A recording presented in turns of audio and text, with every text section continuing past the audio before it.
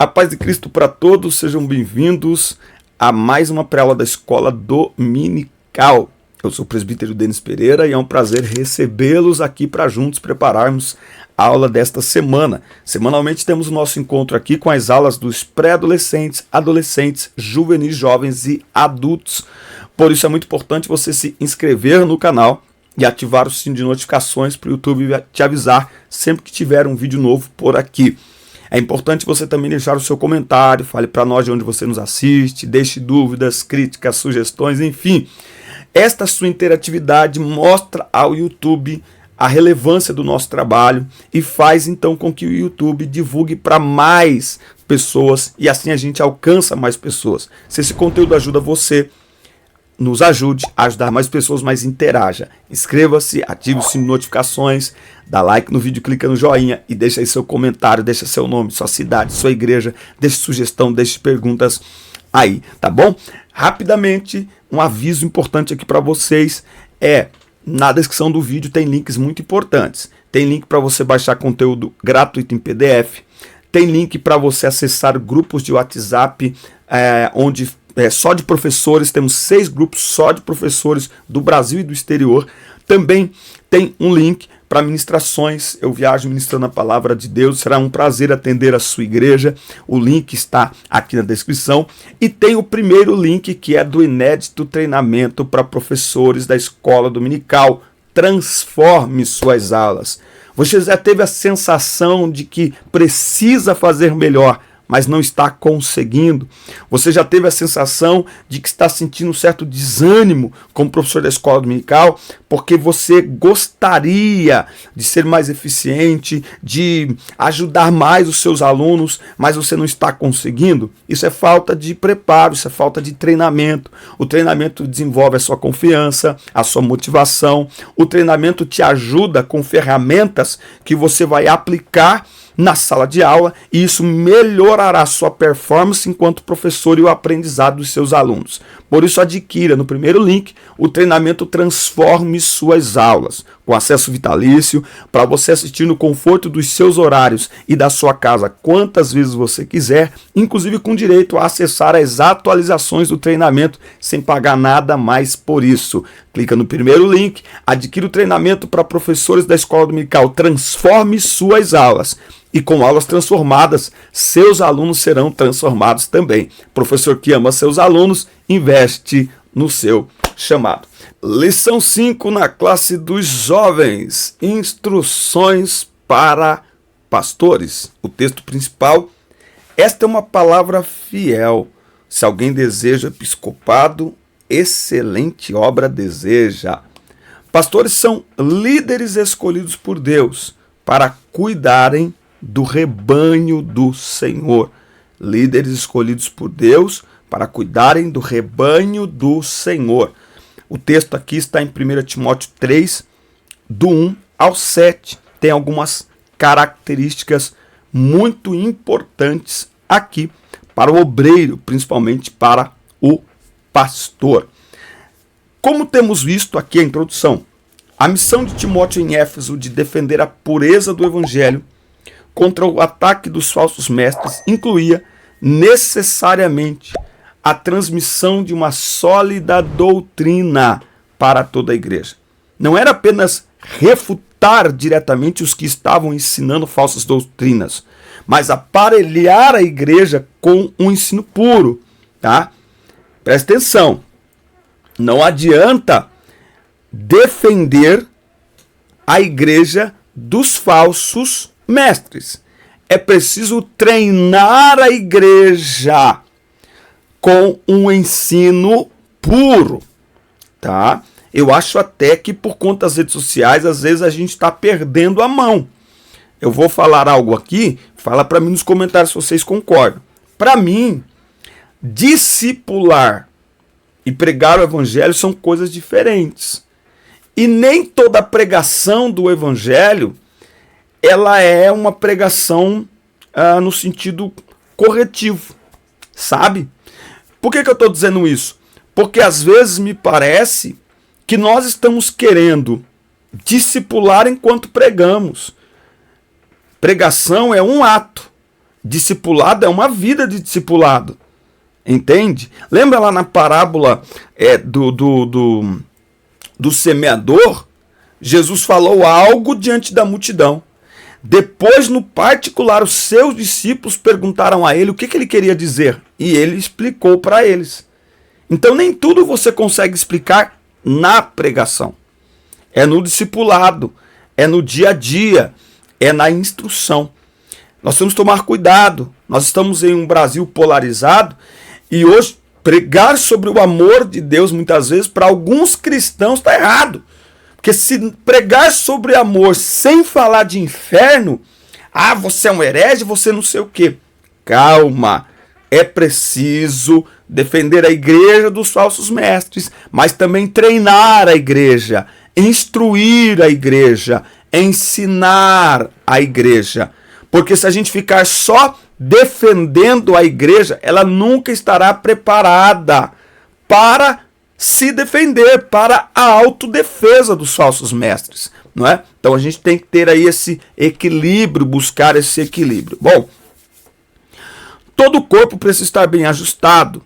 Um corpo sadio possui células de defesa que identificam e repelem os invasores. Na igreja, essa função é exercida principalmente por pastores. Por isso, precisamos de uma liderança forte, dotada de qualificações espirituais e morais, exigidas pela palavra de Deus. Tá bom? Então, ou seja, os pastores treinam a igreja para se defender, os crentes para se defender. Muito bem. Tópico 1.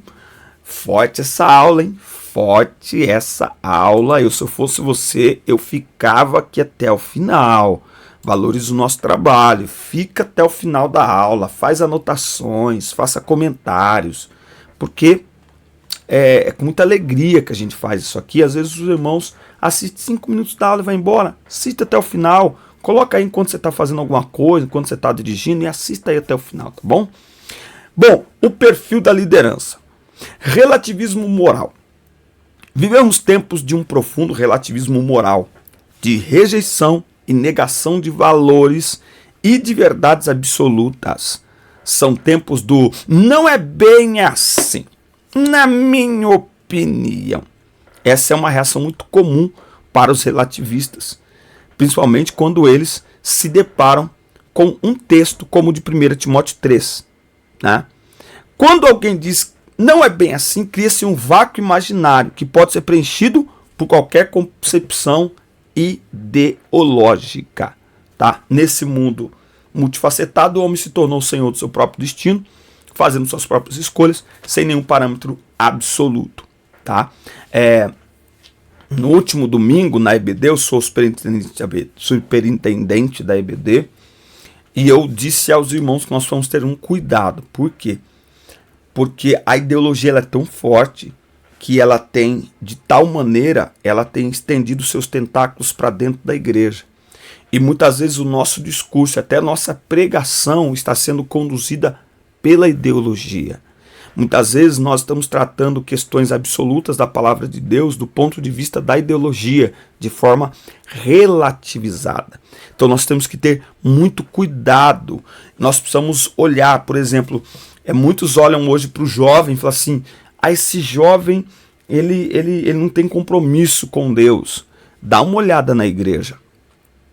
Olha a igreja em geral. Olha os obreiros. Olha as famílias, e você vai ver que o jovem, que o adolescente, ele é reflexo da igreja como um todo, tá certo? Então a gente tem que ter cuidado. Outra coisa, o jovem, o adolescente que não tem aquele compromisso com Deus como a gente tinha antigamente, olha os pais, e você vai perceber que vivemos em uma sociedade, e a igreja está na sociedade, em que muito do que era valor absoluto, para a própria sociedade já não é mais. Há 40 anos atrás era muito mais fácil. Por quê? Porque a sociedade enxergava coisas como valores absolutos. Hoje não, a própria sociedade já não enxerga. Então hoje mais ainda a gente luta contra a maré. Muito mais do que antigamente. Então a gente precisa estabelecer que a nossa regra de fé e prática é a palavra de Deus e que embora o mundo venha afrouxando e vai afrouxar cada vez mais normas e regras de condutas, nós permaneceremos fiéis à palavra de Deus. Por isso que um líder precisa ter compromisso com as Escrituras. Um líder precisa ter compromisso com a palavra de Deus. Numa das aulas do nosso treinamento, eu digo que o professor da escola dominical, a nossa aula, ela é bíblica. Muito cuidado. Toda classe tem aquele aluno, né? Então, muito cuidado com aquele aluno que ele tem bons argumentos, mas é sobre o ponto de vista dele. Ó, na minha opinião, a escola é escola bíblica dominical. A sua opinião não sobrepõe a Bíblia, ok? E se for muito longa, guarde ela para você. Nós estamos aqui estudando a Bíblia. Então, em um ambiente multifacetado, pluralizado e, como eu falo, de valores diluídos, nós precisamos dar valor e atenção ao que a Bíblia diz, acima de qualquer opinião pessoal, acima de qualquer pensamento pessoal, tá certo? Então, os líderes precisam estar de acordo com a palavra de Deus. São os grandes desafios que nos forjam, nos preparam para grandes missões, tá? Então, todos os homens que Deus escolheu, ele expôs a grandes provas, porque as provas nos preparam, tá? Para quê? Para que sejamos líderes valorosos, para sermos reconhecidos como homens de respeito, de honra, gratidão, tá certo? Então nós precisamos. Muito bem. A expressão "se alguém deseja o episcopado", excelente obra deseja, não contém um juízo de valor sobre o desejo. O adjetivo está na obra chamada de excelente. Mas não há censura para quem aspira a ser um obreiro, desde que a motivação seja pura e correta. Então, tem pessoas que não desejam ser pastores, tem outros que desejam ser pastores. Eu desejo servir, tá? Eu desejo servir. Quando não há sinais externos evidentes do caráter da motivação, somente Deus conhece a natureza do desejo da liderança. Cabe à igreja local uma observância cautelosa, tá, da presença ou não das qualificações espirituais e morais exigidas pela palavra de Deus, tá? Então veja, é por isso que o ministério não é para neófitos, não é para nécios, não é instantâneo. O ministério leva tempo, né? Eu nunca pastorei uma igreja. E louvo a Deus por isso. Tudo tem o tempo de Deus, o propósito de Deus. Se é chamado de Deus ou não, eu creio que não. Mas quando eu fui levado ao presbitério, eu peguei minhas duas credenciais. A credencial do presbitério e a credencial do cooperador. E entre uma e outra tem 30 anos. 30 anos entre a credencial de cooperador e a credencial do presbítero. 30 anos. Esses 30 anos são um hiato? Esses 30 anos não serviram para nada? Esses 30 anos foram perdidos? Claro que não. São 30 anos, primeiro, de fé. Primeiro, de fé. Deus nos guardou. Quantos se perderam? Quantos foram embora? Mas nós permanecemos pela graça de Deus. Nós nos mantivemos debaixo das mãos do Senhor, não é? Nesses 30 anos, quantas coisas aprendemos, quantas experiências vivemos, quantas lições o Senhor nos ensinou, certo? Nos dando o quê? Estrutura, nos dando o quê? Sabedoria, tá certo? Por quê? Porque ministério não é brincadeira e nem brinquedo, e não é para brincar, ok? Por quê? Porque os tempos que estamos vivendo são trabalhosos, e a igreja precisa de obreiros preparados, de obreiros treinados, de obreiros resilientes, porque senão não aguenta, sabe? Na nossa época, os pastores diziam que o obreiro precisa ter o quê? Costas largas para suportar o peso do ministério, a carga do ministério, tá certo? Então, é importante nós termos aí esta mentalidade de que estamos sendo treinados por Deus, preparados por Deus, tá certo? O afrouxamento aí da observância dos requisitos para escolha de líderes e de obreiros é que tem levado tantas pessoas com títulos e não sei o que, com anel no dedo, desistir da fé e provocar escândalo na igreja. O verdadeiro obreiro, ele sabe que não está numa empresa, certo? Então ele está na igreja do Senhor, que é um organismo vivo, e ele está ali para servir, e serve independente do título.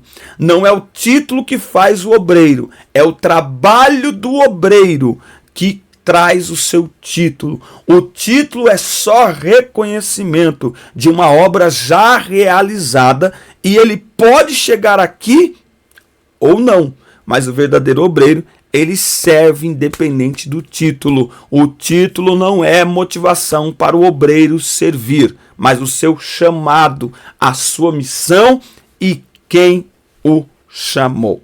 Aleluia. Muito bem. Essa foi aí mais um primeiro tópico aqui da nossa aula. Eu estava terminando a aula já. Essa foi a nossa aula dos jovens. Irmão, só o primeiro tópico, tem muito ainda aqui para nós observarmos aqui na nossa aula. Você já se inscreveu no canal? Se ainda não se inscreveu, inscreva-se, ative as notificações, dá like no vídeo, deixe seu comentário, que é muito importante para nós. Lembrando que na descrição dos vídeos você vai ter aí as nossas redes sociais, você vai ter o link do meu WhatsApp para convites para ministrações, você vai ter aí o link para materiais gratuitos em PDF e também o link do treinamento Transforme Suas Aulas. Professor treinado, qualificado, terá sempre uma melhor performance em sala de aula. Seus alunos serão abençoados ainda mais com um professor preparado. Adquira o treinamento, promoção de lançamento, é o primeiro link aqui e transforme suas aulas. Olha só, a instituição do ministério, a estrutura. As cartas pastorais contribuem muito para que se conheçam o grau de organização ministerial que a igreja alcançou já no primeiro século, principalmente como resultado do trabalho de Paulo ao longo de suas viagens missionárias. Vários textos de Atos indicam a organização de presbitérios nas igrejas. Em várias passagens do Novo Testamento encontramos referências a diáconos, presbíteros, mestres, pastores, evangelistas, profetas e apóstolos. O Novo Testamento não apresenta um rol rígido, taxativo ou exaustivo de funções ou serviços ministeriais, o que tem levado a interpretações distintas, como modelos variados de organização eclesiástica. Tá? Então, na Assembleia de Deus, no ambiente pentecostal clássico, o corpo de obreiros é constituído de diáconos, presbíteros, evangelistas e pastores. Algumas igrejas têm lá o cooperador, que foi onde eu comecei, não é? Membro, cooperador, diácono, presbítero, evangelistas, pastores. Tá? Isso é dentro do ambiente pentecostal. Tá bom? Bom, o bispo, ancião ou presbítero, do grego episcopos, significa supervisor, literalmente inspetor, formado, tá?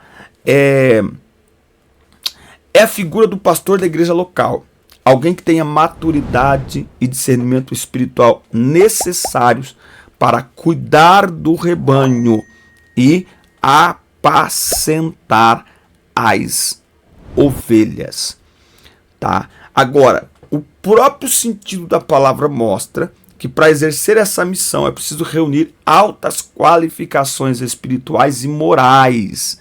Quando ele usa essa expressão, convém, é recomendável, é necessário que o bispo, que o pastor, que vai exercer liderança, influência, autoridade sobre a igreja de Cristo tenha tais qualificações, tenha tais,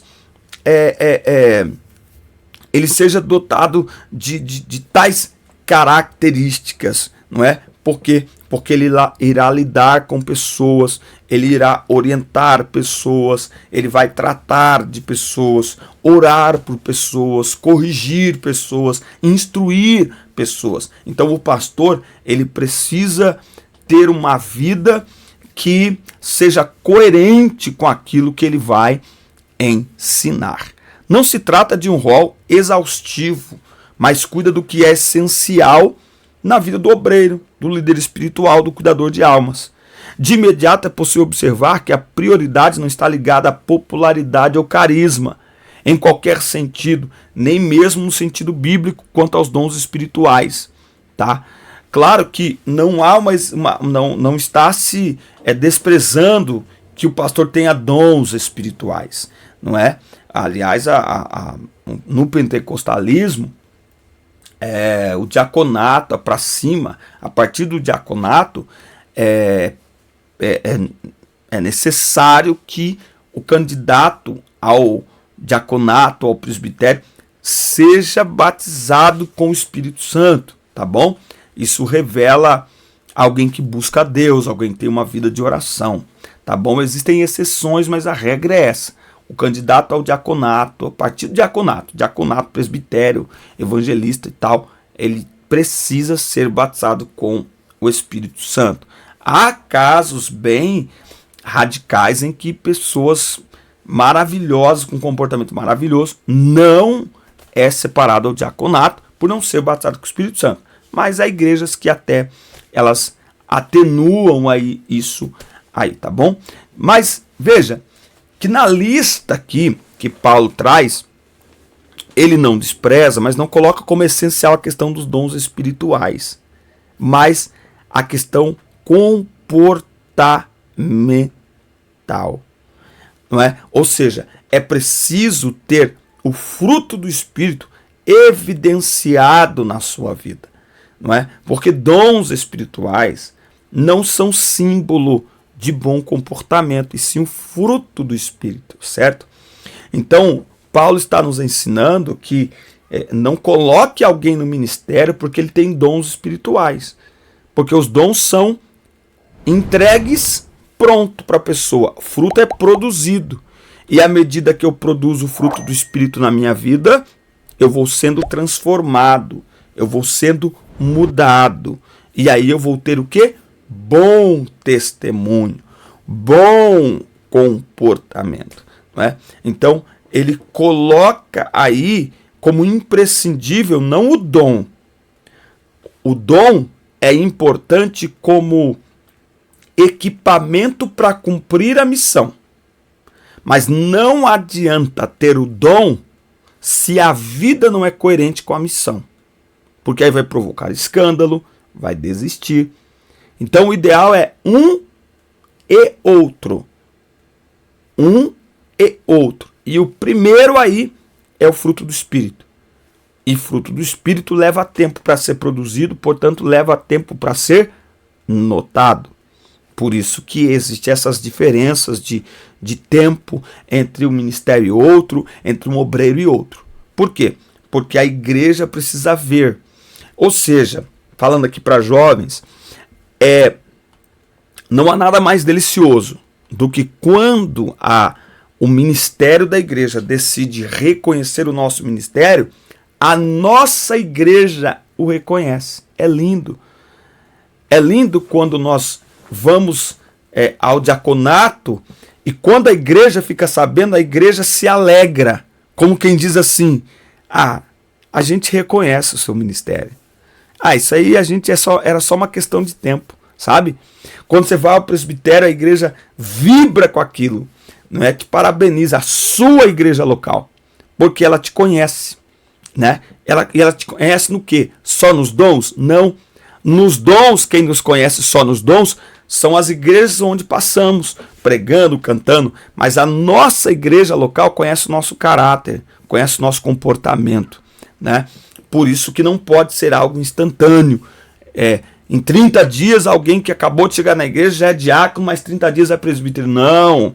Existe um processo que a igreja local, ela nos ajuda a desenvolver essa caminhada com Deus, essa constância, perseverança no processo de transformação, de mudança, para trabalharmos, para servirmos a Cristo, até sermos reconhecidos, lembrando que esse reconhecimento pode acontecer aqui ou não, e lembrando que não devemos servir por causa do reconhecimento, para sermos reconhecidos, mas por causa de quem nos chamou, tá bom? Tem muita gente que até pode ser reconhecido, mas lamentavelmente logo depois não exerce nada do que estava fazendo. Muito bem, tópico 3, estamos chegando aqui ao final da nossa lição na classe dos jovens.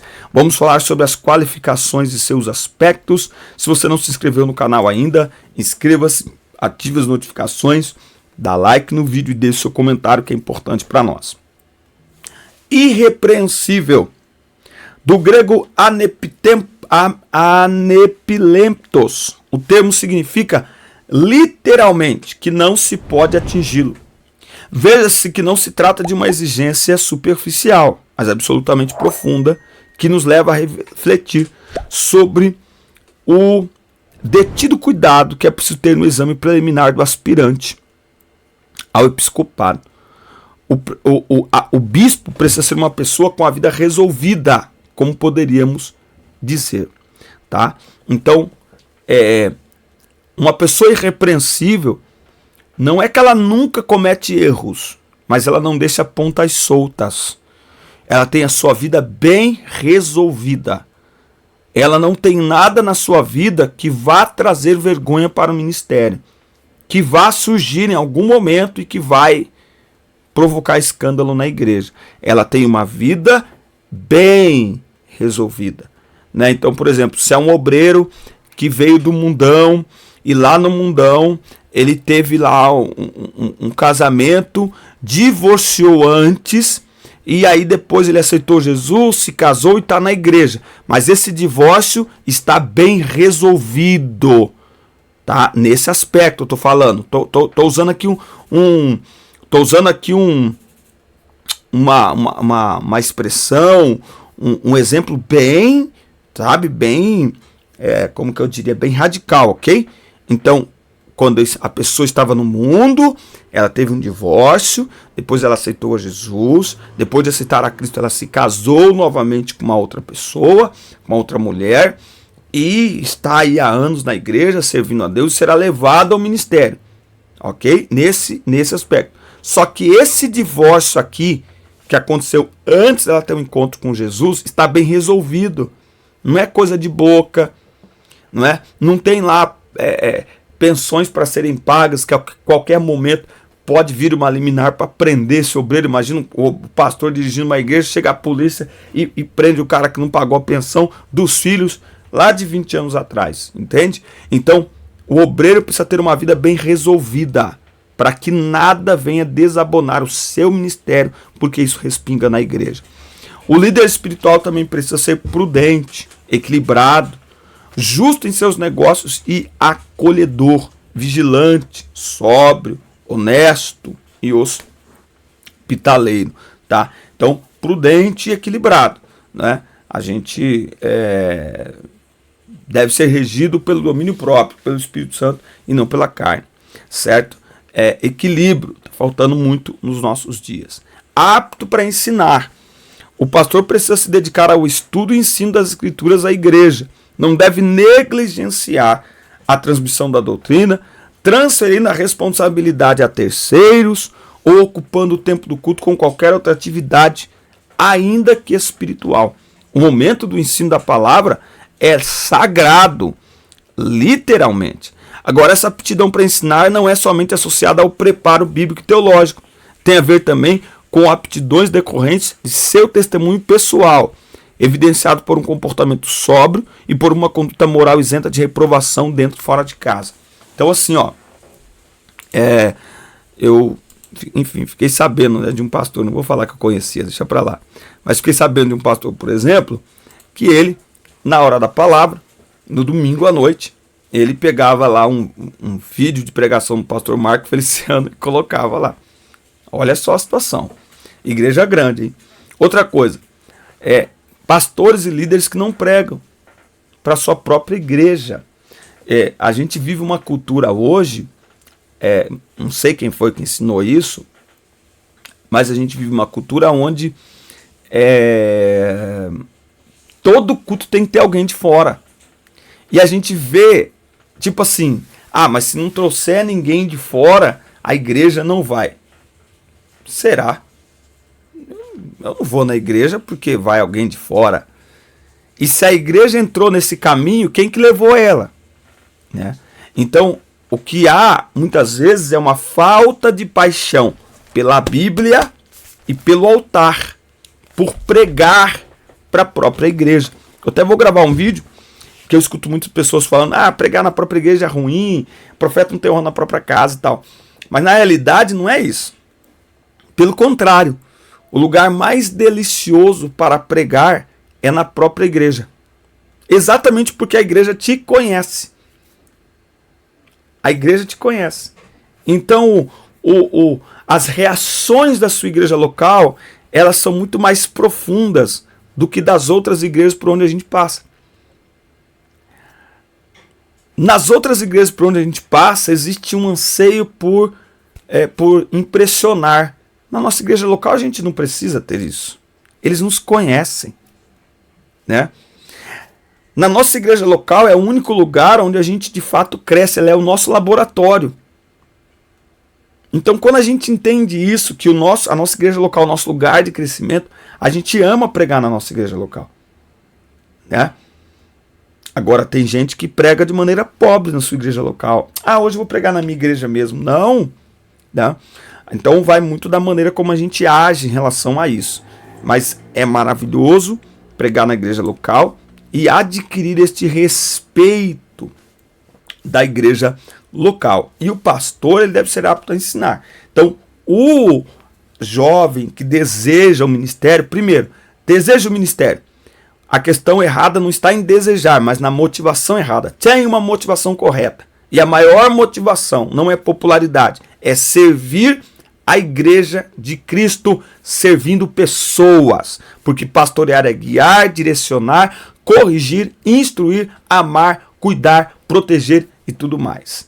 Certo? Então, não só não tem problema, como a obra de Deus precisa que os jovens da atual geração, os jovens da geração alfa, sei lá o quê, desejem o ministério, desejem o pastorado e se preparem para o pastorado, para exercê-lo com eficiência para a glória do nome de Jesus. Amém, meus amigos? Essa foi mais uma aula da nossa escola dominical. Na próxima aula falaremos sobre qualidades pessoais essenciais para os diáconos. Você não pode perder, esse trimestre está maravilhoso, por isso assista, curta, compartilhe, inscreva-se no canal e até o nosso próximo encontro. Deus abençoe vocês.